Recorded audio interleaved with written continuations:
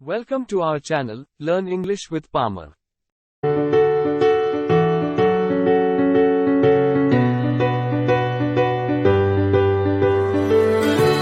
Dad, I have something difficult to tell you. Isha and I broke up. We decided to end our relationship. I'm sorry to hear that, son. Breakups can be tough. Are you okay? I am feeling pretty down about it. We just couldn't make it work, despite trying our best. It's okay to feel sad, son. Breakups are part of life.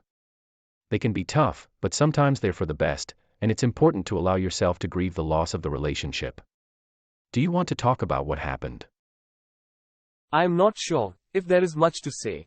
We just grew apart. I just feel like I have let everyone down, including Isha. You haven't let anyone down, son. Relationships can be complicated, and sometimes they don't work out, no matter how hard we try. What's important is that you both made the decision that was best for you. Thanks, Dad. I am trying to stay positive and focus on moving forward. That's the spirit, son. Take your time to process your feelings, and remember that I am here for you whenever you need to talk or if you need any support.